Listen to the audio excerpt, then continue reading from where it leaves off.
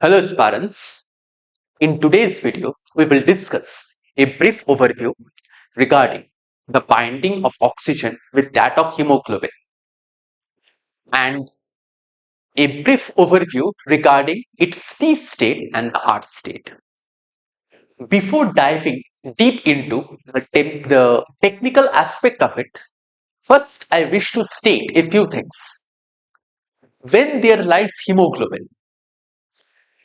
hemoglobin binds with oxygen with high affinity in lungs and it transports the oxygen to the tissues. Within tissue, the partial pressure of oxygen is low. As a result, it releases oxygen to the tissues and in turn receives carbon dioxide from there and again transports back to the lungs where CO2 is released.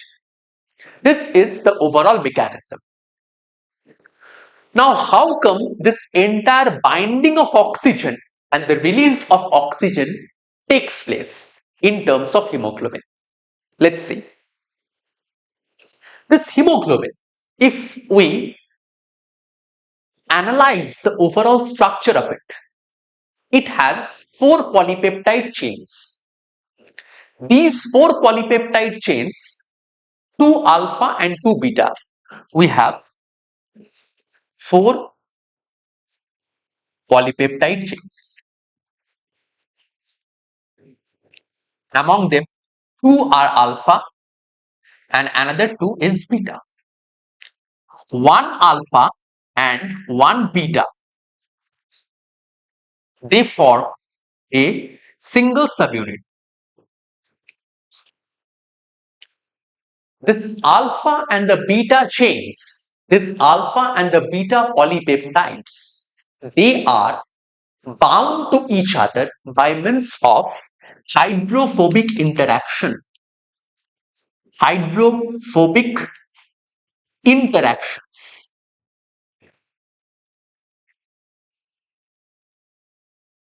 So we have 1 alpha, 1 beta, another alpha, 1 subunit, another subunit, 1 alpha, 1 beta.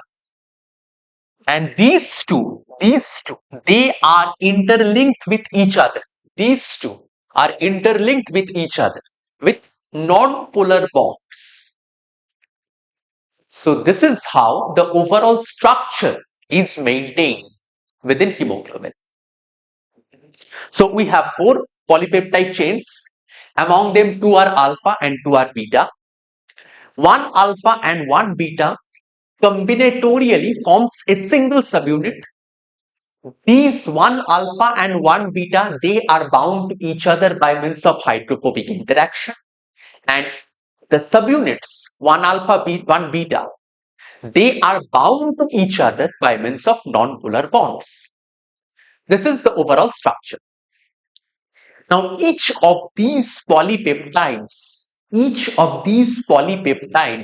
they bear a specific heme group.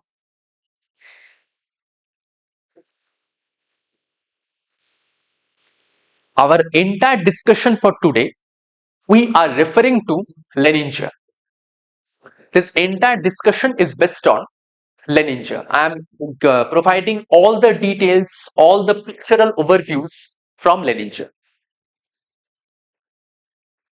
Let's see. As you can see, first the basic structure. Sorry.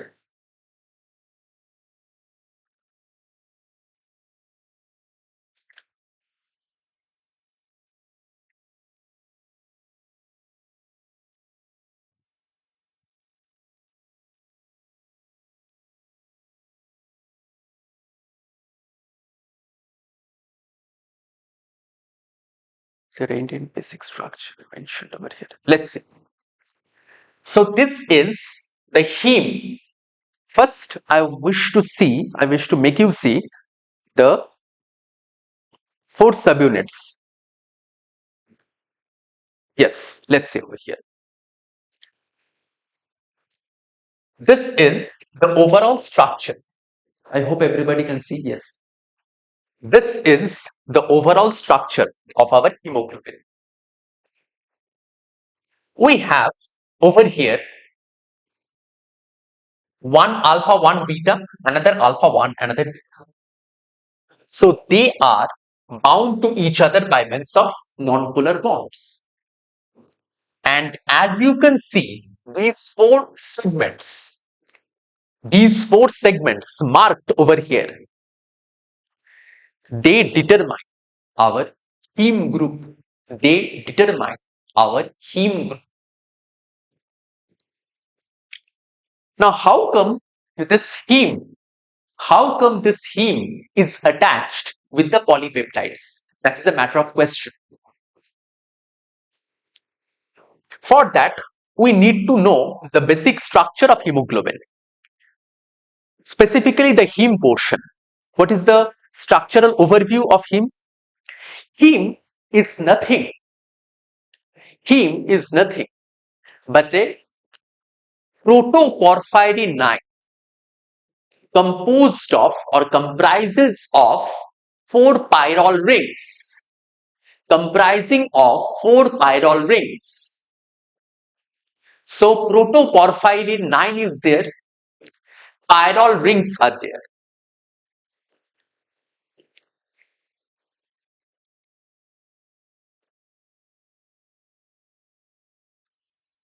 Let's see. At the center of heme, we have our iron atom.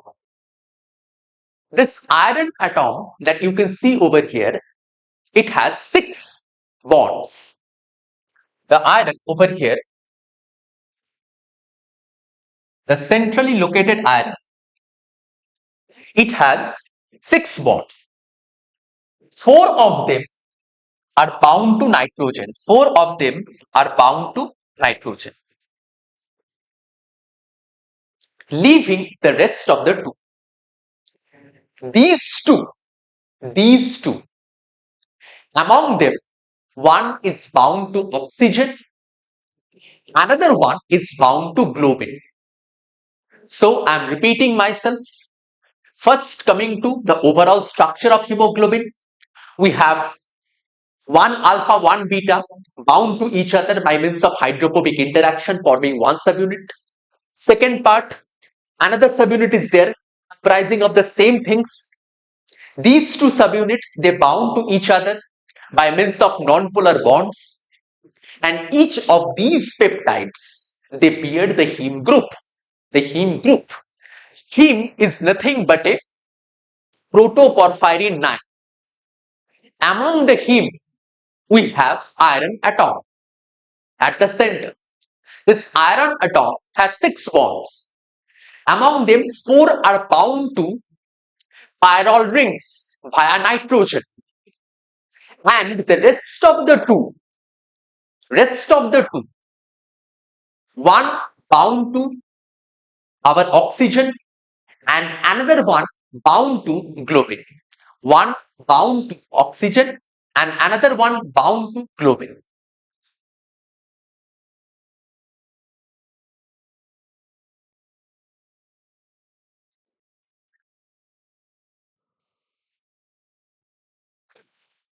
So we got an overall idea regarding the structure of heme that is present within our hemoglobin, and we got an idea regarding the overall process by which heme is attached to each of these polypeptides.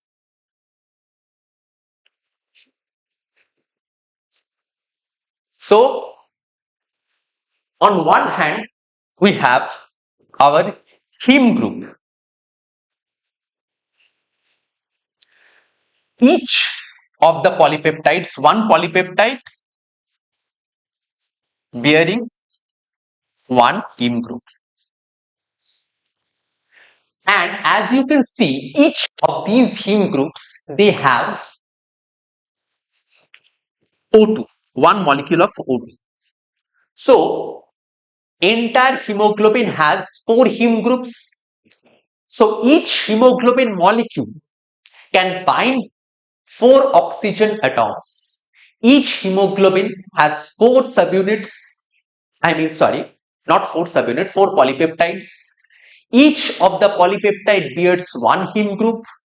As heme group is attached via Fe with globin on one side and O2 on other side, so each of these peptide chains can bear one molecule of O2 each. Therefore, total 4 molecules of O2 is bound to our hemoglobin. 4 molecules of O2 is bound to 1 molecule of hemoglobin.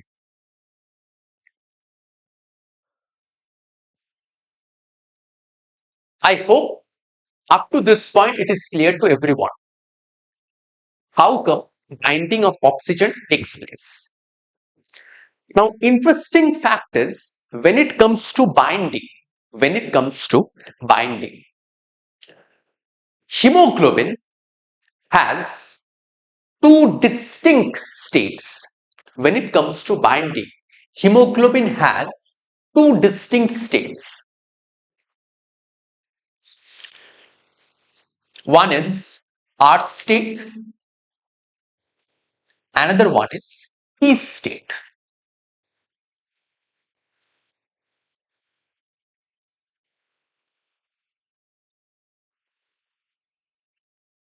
Before entering the depth of it, I wish to show you certain aspects.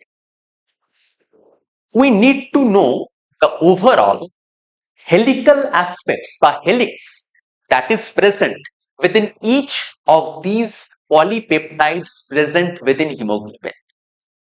Without knowing it, we cannot enter into the depth of what is T state, what is R state, how come this kind of confirmation is occurring. So let's see. This is very important. Take a close look into it.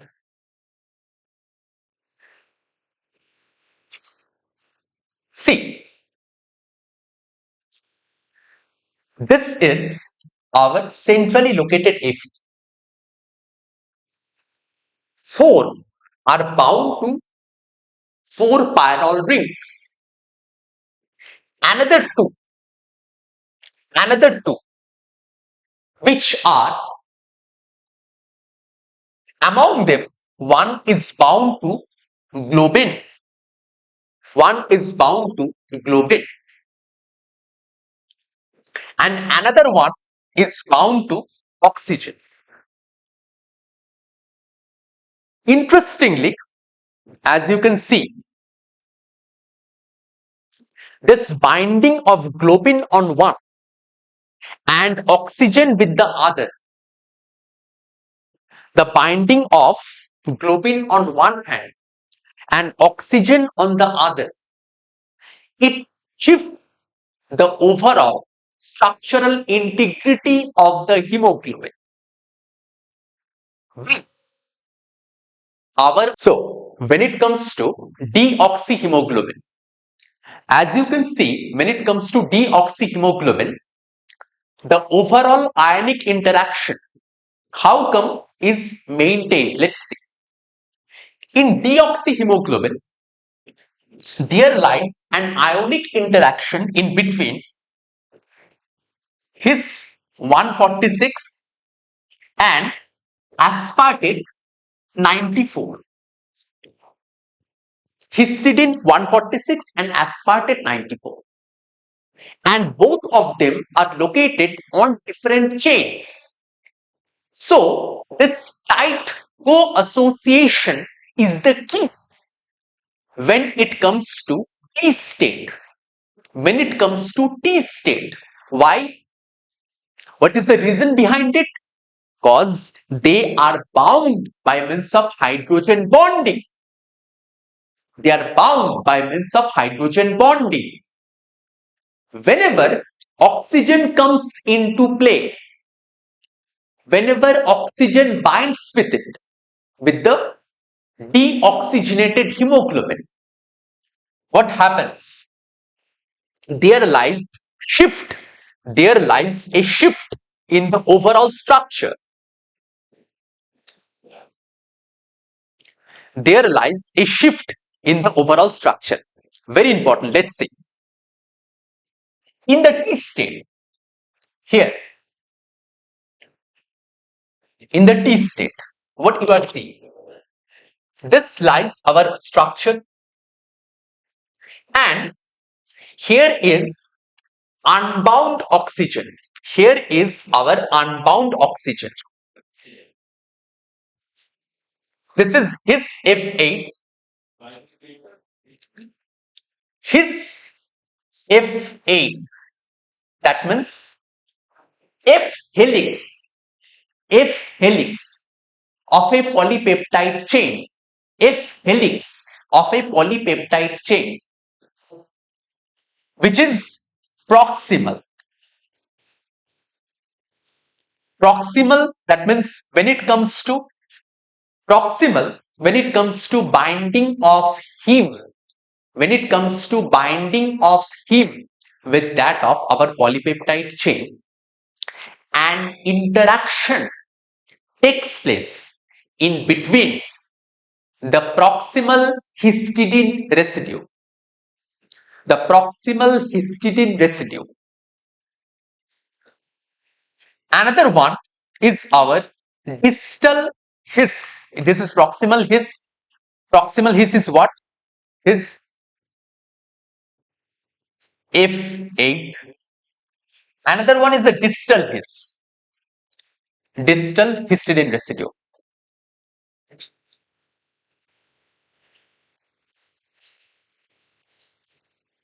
This distal histidine residue, which is also denoted as E7. Don't need to remember every aspect of it. Distal histidine is histidine E7. Proximal histidine is histidine F8. There lies F helix from that F8, and there lies E helix from that E7. Proximal histidine is bound to globin. Distal histidine is now free when during deoxygenated state. Whenever oxygen comes and binds with it, then only that distal histidine occurs or occupies oxygen. The distal histidine occupies the oxygen. And whenever oxygen binds with it, the overall integrity gets changed, transforming T state into R state. So I am repeating myself. First of all, we have came across the fact what is the overall structure of hemoglobin. We have 4 polypeptide chains. Among them, 2 are alpha and 2 are beta. 1 alpha and 1 beta, they are combining with each other by means of hydrophobic interactions, and these 2 subunits, they are bound to each other by non-covalent interactions. As simple as that. Each of them bears 4 heme groups. Each of them has 1 heme group each. As a result, 4 heme groups are present based upon each polypeptide. So each hemoglobin, 4 heme groups. Next, each heme group, centrally located iron. 4 are bound to nitrogen atoms with that of pyrrole rings. Another 2 are free. Among them, 1 is bound to histone F8. Histone F8, that means proximal histone. And the remaining one, the distal histone E7 is now free until and unless oxygen comes and binds with it. So, when oxygen molecule is not present within hemoglobin, that means deoxygenated state, there lies hydrogen bonding in between histone 146 and aspartate 94, and both of them belong to two distinct polypeptides. Whenever oxygen comes and binds with this distal histone E7, what happens? The overall integrity of the hemoglobin changes due to binding of O2. The overall integrity of the hemoglobin changes due to binding of O2. As a result, what will happen? The binding of O2 will disrupt, will reorganize the chemical structures within hemoglobin, and that will transform the tensed state of hemoglobin into relaxed state. Tensed state of hemoglobin into relaxed state, that means R state. So this is how the overall conversion takes place within hemoglobin. Another important property while binding we all have come to know is cooperativity. Cooperativity is a pretty simple concept. Previously, we have come to know that four heme groups, that means four oxygen molecules can bind with it. All of you must know binding of oxygen molecule does not take place with four molecules, with four polypeptides at a time. One of the binding of O2, one of the binding of O2 initiates a conformational change within hemoglobin. That kind of binding will promote the binding of oxygen with the second polypeptide. And that leads to binding of oxygen to the third polypeptide and then the fourth polypeptide. So during the first binding, there lies, during the first binding, there lies hindrance for binding of O2. Subsequently, one binding of oxygen will promote the binding of other. That will enhance the affinity of binding of O2 with that of hemoglobin. So this is how the overall process of binding of O2 within hemoglobin takes place sequentially, not at a time, sequentially. This kind of binding is called, this kind of property is called cooperativity, where one binding will promote the binding of another molecule. One binding will promote the binding of another molecule.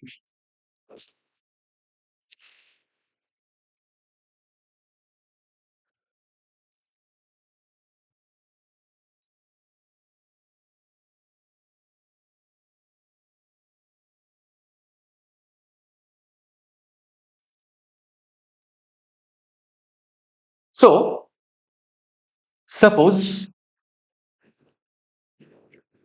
we have our protein. I am considering the hemoglobin, the polypeptide over here as protein, and oxygen over here as ligand. So P plus L, it will form Pl, as simple as that. Now what should be the association constant Ka? It should be Pl by P into L. Now, or we can even say PL is equal to KA into P into L.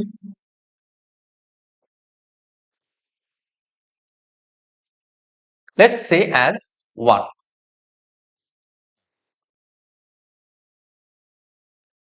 Another thing we can state, which is theta. Theta means total number of bound oxygen. So what is theta? O2 bound to hemoglobin at real time. Theta means O2 bound to hemoglobin at real time divided by total number of O2 binding site.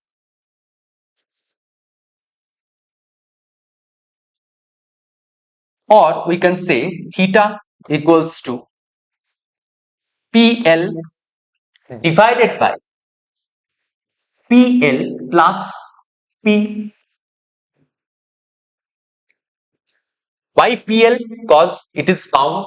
Why P? Because how much is left for binding. That's why.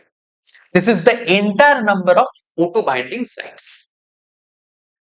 So, by or theta equals to, in place of PL, we can write Ka into P into L, or Ka into P into L plus P, or theta equals to, if we deduce P, that means we are getting L divided by L plus 1 by K.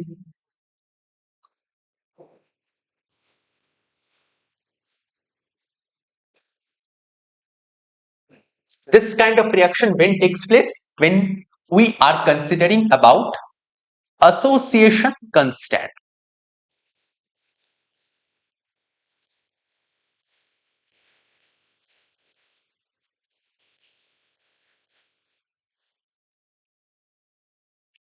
Now let's say Kd, dissociation constant. What is Kd? Just opposite to it, that means P into L by PL. And we all know that dissociation constant is inversely proportional to association constant. So Kd can be stated as 1 by Ka.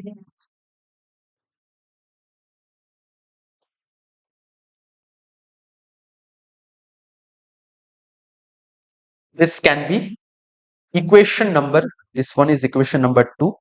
This can be equation number 3. Therefore, by plotting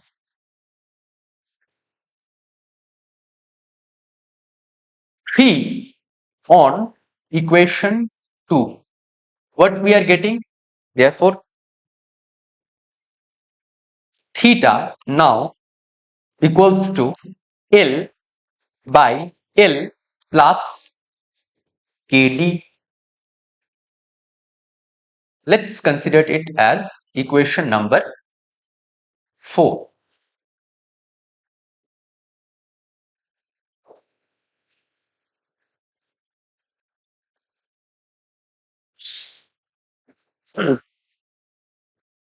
Now, if we state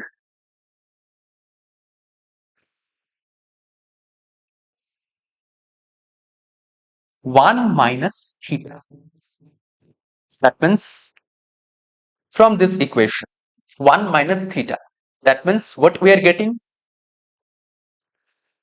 L plus Kd minus L by L plus Kd. So in the denominator, what we are getting? L plus Kd, and in the numerator, what we are getting? Only Kd.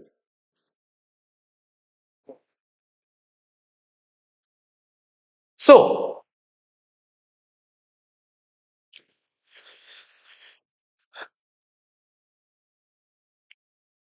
hopefully this portion is done. So I can remove it, I guess.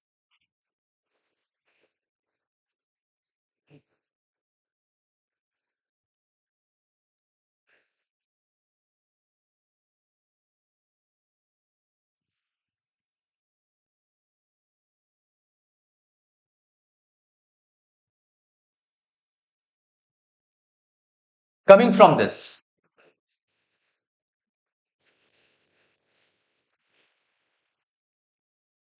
now theta divided by 1 minus theta.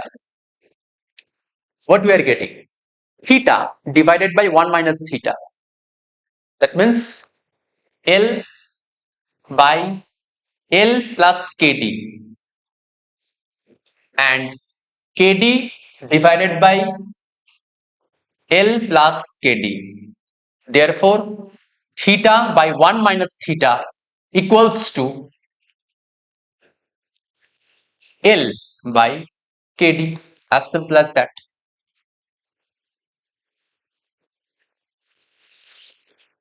So, this is the overall reaction. Let's say as equation number 5. When we are considering P as hemoglobin, when we are considering P as hemoglobin and L as oxygen, so there must be multiple sites. There must be multiple sites for binding of oxygen with that of hemoglobin. I am repeating myself. When we are considering P as hemoglobin and L as oxygen, there must be multiple sites for binding of oxygen with that of hemoglobin. Let's consider it as N. So in that aspect, the reaction could have been P plus L, N into L. Why N? P plus N into L. Why N? Because n number of binding sites are present. P into L. Same goes for if we could have determined Kd. If we could have asked for Kd, then Kd could have been P into L to the power n by P L to the power n. This could have been the reaction. So if we consider that equation for hemoglobin and oxygen into this, then what could be the interpretation for equation number 5? Equation 5, reconsidering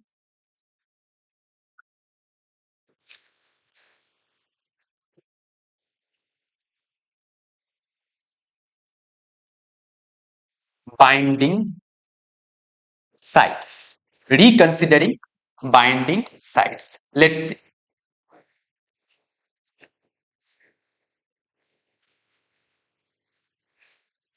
Now what we are getting. Therefore, theta by 1 minus theta equals to L to the power n by Kd,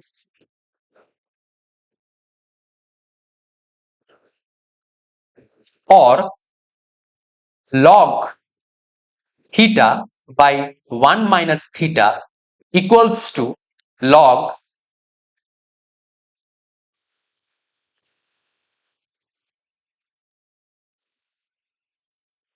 L to the power n by kd, or log theta by 1 minus theta equals to n into log L minus log kd, n into log L minus log kd.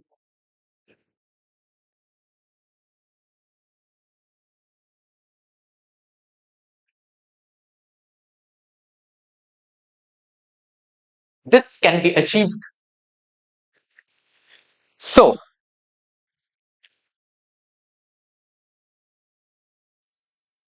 for hemoglobin, for hemoglobin, L could be our oxygen. So instead of L, can we write it as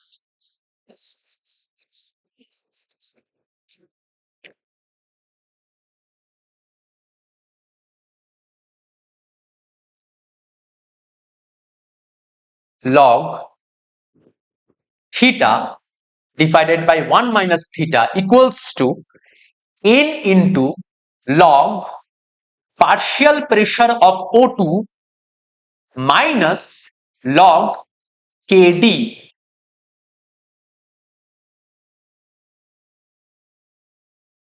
We can also write it in this way.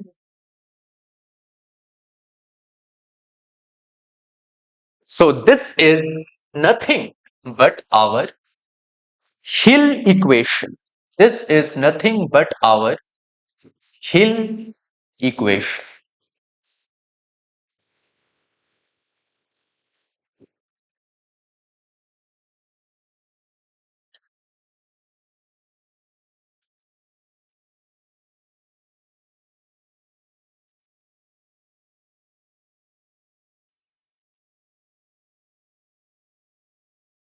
So let's summarize the overall thing. Initially, we have four polypeptides, two alpha and two beta. One alpha binding to beta by means of hydrophobic interaction, forming one subunit. Another alpha binding with another beta, forming another subunit by means of hydrophobic interaction. These two subunits merging with each other with the help of non-polar bonds, forming the overall hemoglobin structure. Each of these polypeptides have heme group. Heme means protoporphyrin 9. Among them, we have one iron atom each. When oxygen is not bound to hemoglobin, that means deoxygenated state, there lies a tight co-association of ionic interactions. There lies a tight co-association, rather ionic interactions in between histone 146 and aspartate 94. Histone 146 and aspartate 94. This kind of co-association or ionic interaction is stabilizing the overall conformation of hemoglobin, which is generally stated as T state.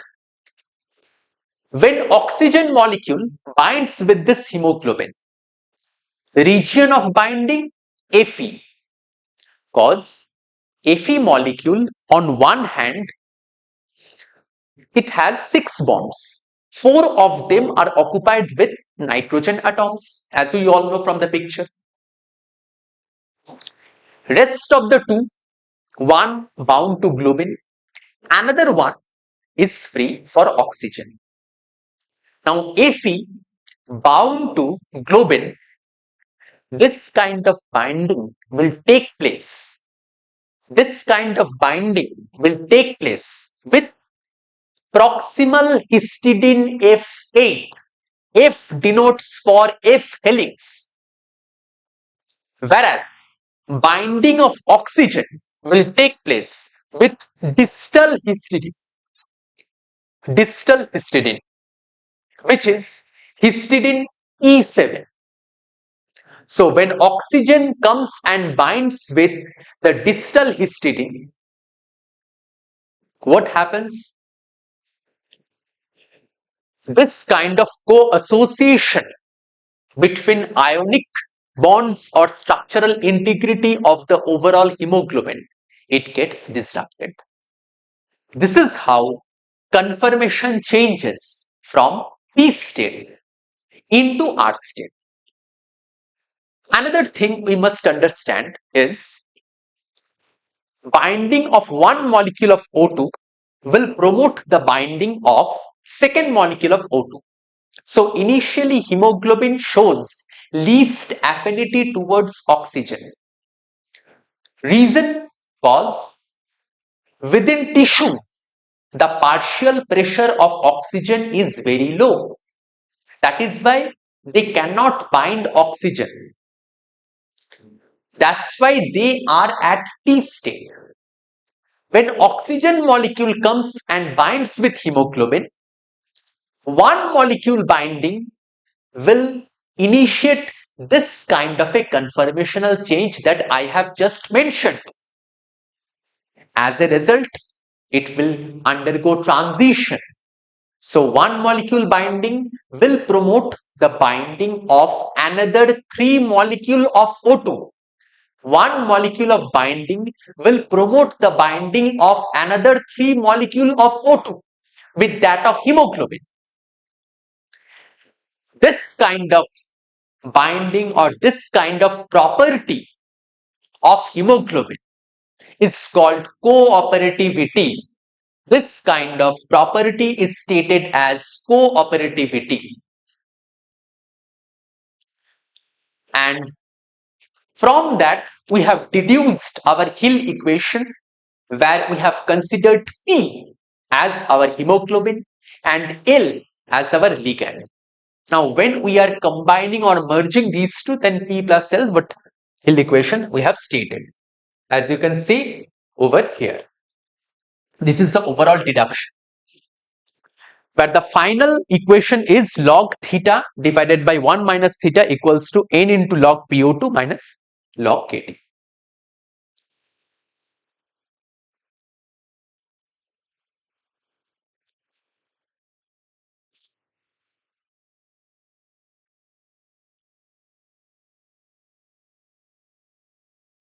See, very important.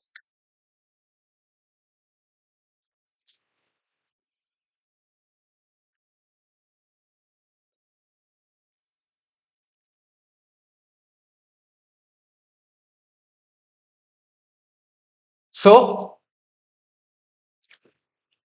on the y-axis, we have log theta divided by 1 minus theta as per Hill equation. On x-axis, we have log PO2. So finally, the slope that we are receiving is NH for hemoglobin, NH. Now, let's say NH equals to 1. NH equals to 1 means very low cooperativity. That means hemoglobin is still in its P state with least affinity towards oxygen. NH equals to 1 means hemoglobin is still in its T state with least affinity towards oxygen. Now from NH equals to 1, it is transitioning into NH greater than 1. NH greater than 1 means one molecule of oxygen has bound with hemoglobin in its T state, and that kind of binding has enhanced the affinity. That kind of binding of oxygen has enhanced the affinity for hemoglobin to bind with oxygen molecules. So this can be stated as the transitional phase. This can be considered as the transitional phase.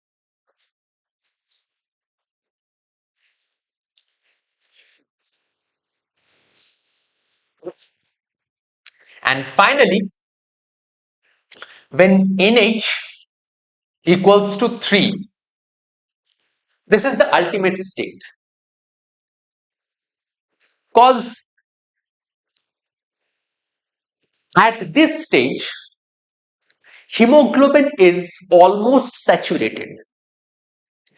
There can be no free space or free binding site for hemoglobin to bind with our oxygen. So NH for hemoglobin is kind of a saturation. So that's why it starts with NH1 transitioning from NH greater than 1, starting from NH1, transitioning from NH greater than 1, and finally NH3. So that is why it is stated that when we are plotting on the x-axis with PO2 and on the y-axis with log theta divided by 1 minus theta, we are normally receiving a sigmoidal curve. We are normally receiving a sigmoidal curve when it comes to hemoglobin. And one thing all of the aspirants must remember, this feature is highly exclusive for hemoglobin. You cannot find this in myoglobin because myoglobin has only one binding site for oxygen and their affinity towards oxygen is pretty high. Unlike hemoglobin, where a transition takes place from low affinity to high affinity, providing us with this kind of sigmoidal output.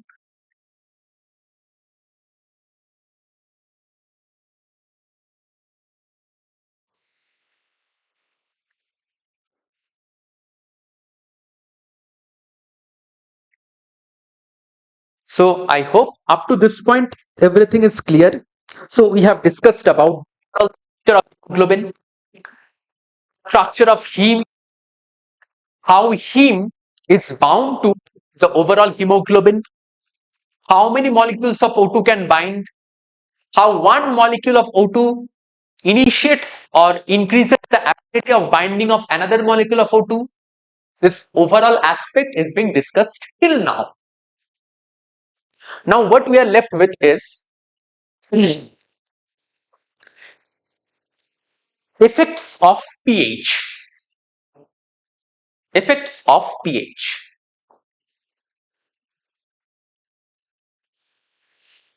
Let's see.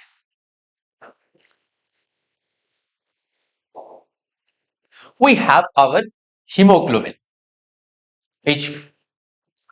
Now this hemoglobin, suppose it is bound to O2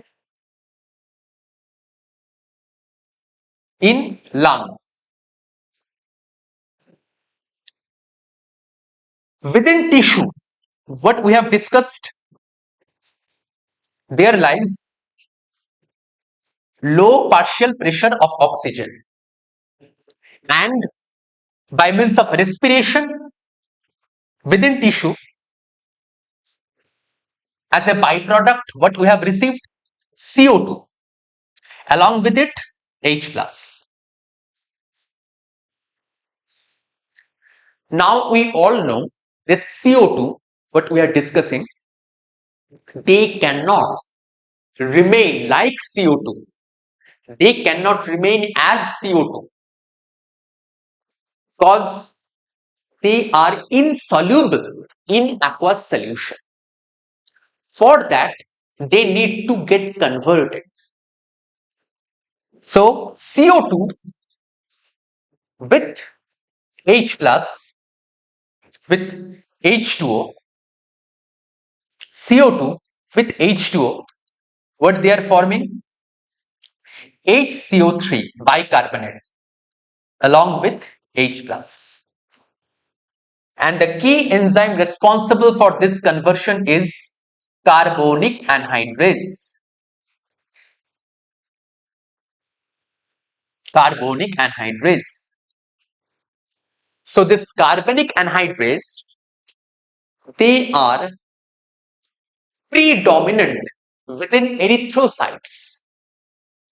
This carbonic anhydrase within tissues, they are converting CO2 into bicarbonate. This bicarbonate can easily attach with that of our hemoglobin. So let's see in tissues what is happening. HbO2 from lungs comes to the tissues. As tissue level PO2 is low, HbO2 releases the O2, where within tissues. Instead, tissue have CO2 that is converted to HCO3 minus along with H plus. So this HCO3 minus attaches with our hemoglobin, free hemoglobin, where on the alpha carbon, alpha amino group of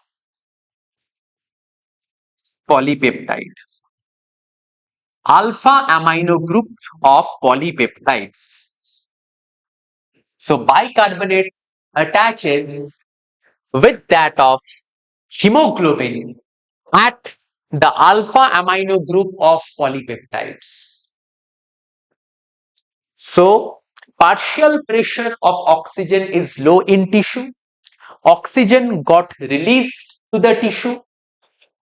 We have CO2 that gets converted into bicarbonate. That HCO3 minus combines with HBO, where at the alpha amino group of polypeptides. This HbCO2 then again transfers to the lungs, where partial pressure of CO2 is less and hence CO2 is released over there. That CO2 again gets, that bicarbonate again gets converted into CO2 and H2 and hence released to the atmosphere. So first T state hemoglobin, first R state. Let's merge it overall. Let's see.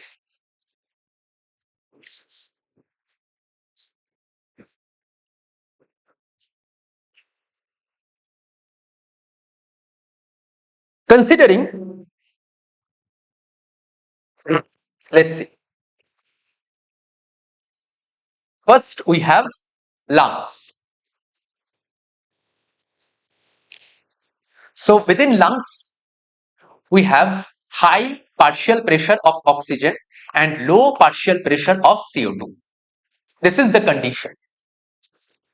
Hemoglobin is in its T state at the beginning. As PO2 is high, it will bind with it. T state will be converted to R state. Now R state has hemoglobin with O2. It transfers to the tissues. Now tissues have low PO2 and high PCO2. CO2 cannot remain like this as they are insoluble in aqueous solution. Therefore, CO2 with the help of carbonic anhydrase gets converted into bicarbonate. Within tissue, when hemoglobin in its oxygenated state comes low partial pressure of PO2, hence O2 will be released and transferred to the tissues. Now we have high CO2 bicarbonate. What bicarbonate does? It binds with hemoglobin. It binds with hemoglobin. Now this hemoglobin bound to HCO3 again gets transferred to the lungs, where we have again high PO2 and low PCO2. So therefore, over there CO2 will be released. Then in lungs, bicarbonate is again being converted into carbon dioxide and H2O by the activity of carbonic anhydrase within lungs and lung erythrocytes actually. And then CO2 is released. And finally, again, this cycle of HB in CO2 is formed.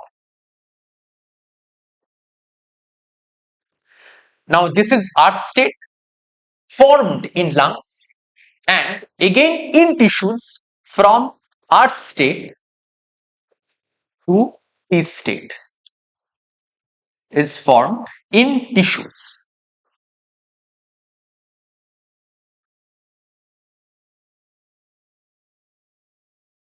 This kind of conversion is always rotating. This kind of conversion is always taking place in a loop. Always taking place in a loop. One more thing you must understand, when bicarbonate is formed, that is somehow, as we all know, CO2 when merges with H2O, we have our HCO3 minus along with H plus. So as H plus is there in the reaction, the pH will be dropped. The pH will be dropped.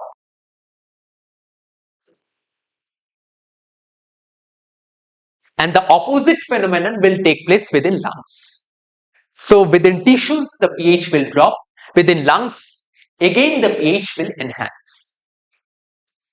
So this entire thing regulating binding of HB with O2, converting T state into R state at lungs, followed by its transfer into tissues where partial pressure of O2 is low. As a result, O2 is released over there, followed by uptake of bicarbonate along with increasing H plus, lowering the overall pH and forming HbSCO2 that is again being transferred to the lungs. And this is how, excuse me, the overall process, the overall procedure is initiated as a loop. This phenomenon is called Bohr effect. This phenomenon is called Bohr effect. As you can see over here, how the pH change is transitioning the overall uptake of O2 or hampering the cooperativity.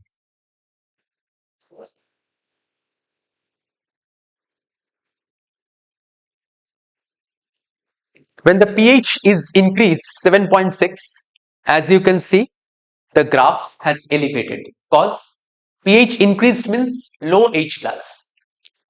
Similarly, 7.4, it has raised, it has come to a little bit down point because H plus concentration has got a little bit improved over there. Whereas 7.2, the graph is again more towards the downward side because pH has again lowered. That means H plus concentration has increased. So H plus concentration increase is hampering the overall process. H plus concentration increase is hampering the overall process. How? From the beginning of my lecture, I am stating one thing in T state. All of you must keep a total uninterrupted focus over here. Let's see. In T state, there lies ionic interaction in between histidine 146 and aspartate 94. This bonding is nothing but a hydrogen bond. This bonding is nothing but a hydrogen bond that takes place due to increased H plus in the solution. Whenever oxygen comes and binds with the distal E7 with the Fe iron residue, what happens? This kind of bonding gets disrupted. Hence, from protonation to deprotonation, from protonation to deprotonation within hemoglobin results.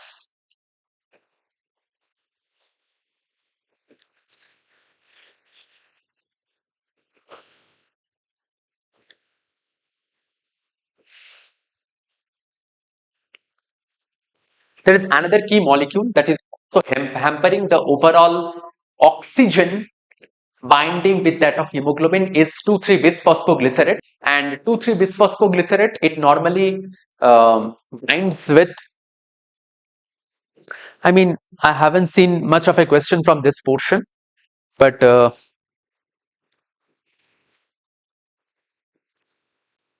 they are normally present in case of erythrocytes, and it reduces the affinity of hemoglobin binding with oxygen. This is the overall reaction. So comment below if you wish to understand or clear more conceptual aspects like this. This is highly technical topic, and many questions have been observed in CSIE-NET as well as DBT-BET regarding this topic. So if you find this video interesting as well as informative, do share with all of your batchmates and kindly comment regarding any other topic that you wish to understand like this with in-depth aspects, and like, share and subscribe if possible. And always remember, stay focused, build concepts and track progress. Me, Shankho Banerjee, founder and educator at Battle Science Institute. Thank you.